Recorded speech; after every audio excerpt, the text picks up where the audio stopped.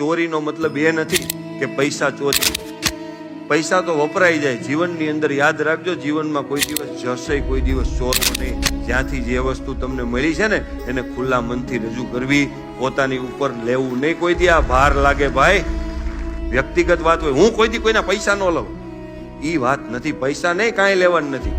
તું બીજા જાહેર શૌચાલયમાં જાને તો ત્યાં તારે પાણી નાખીને આવવાનું, એ પ્રામાણિકતા છે. પ્રામાણિકતાનો મતલબ ડગલે ડગલે છે ભાઈ, ખાલી પૈસામાં નથી, વ્યક્તિગત નોલેજમાં નથી.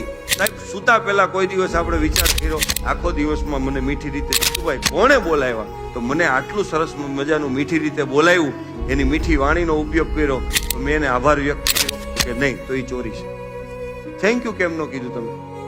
સરસ રીતે તમારી યાર વાત કરી તો આભાર કેમ? એ ચોરી છે. ચોરી એટલે પૈસાનું ન હોય.